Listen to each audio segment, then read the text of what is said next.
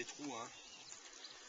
C'est comme ça, on les rabat pas trop, c'est en bio, c'est pas pour ça qu'on les rabat trop, mais ça supporte de pas être trop abattu, c'est moins pénible à ramasser, et ça supporte, ça revient quand même, pas de problème. On peut s'érosier, on peut les rabattre aussi, les rosiers exhaustés, mais on peut les rabattre, comme tous les rosiers, ça va être tout ça. Donc c'est Rosa damascena, c'est la rose de Damas, celle qu'on retrouve à peu près tout le temps dans tous les pays où c'est cultivé. Les roses, c'est donc le Maroc, surtout le Maroc, la Turquie et la Bulgarie, sont des gros producteurs de roses. C'est ces roses-là, avec des fois d'autres hybrides, des sous-espèces et tout, bon, qui sont surtout en Bulgarie, où ils ont...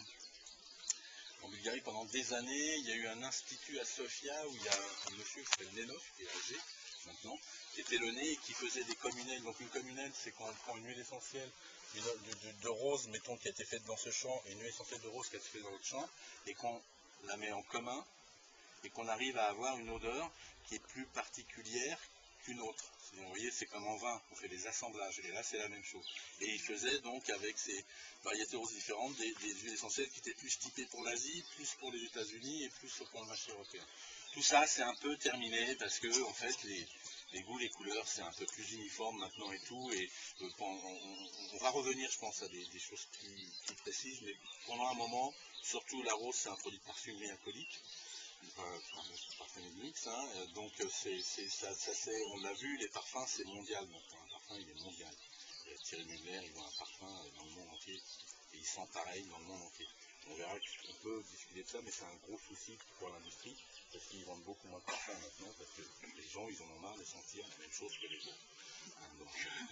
Et on revient sur des petites choses de niche, des petits parfums, des petites choses comme ça, des gens qui font des choses un peu inhabituelles, plus naturelles aussi, on revient là-dessus. Donc ces roses hein, sont... En Bulgarie, c'est des grands champs de roses, hein, parce qu'on sort aussi d'un système politique qui était un petit peu collectiviste, donc on a des grands champs de roses, avec des gens qui ramassent, qui sont payés pour ramasser, avec des gens qui collectent, qui payent le gars qui est propriétaire du champ, et après ils vont dans une distillerie pour distiller, ils font la queue. Un kilo de rose, ça vaut plusieurs euros, donc des dizaines de tonnes, ça vaut beaucoup d'euros. Donc il y a tout un tas de choses un petit peu difficiles parce que les gens ont un peu peur de se faire braquer, et c'est ça, ça devient depuis quelques années assez difficile. J'espère que ça rentrera dans l'ordre parce que c'est pas très soutenable, c'est pas très raisonnable, je dirais. Au Maroc, c'est différent. Au Maroc, vous avez dans les endroits où il y a de la rose, en fait c'est toute la population qui fait de la rose. Vous avez des rosiers autour des champs, autour de machin, tout ça et tout, et vous avez aussi un système de collecte, comme ça et tout, des gens qui s'organisent, qui collectent, et tous les jours, tous les 2 jours, les gens ramassent et vendent. D'une part parce que ça leur fait un revenu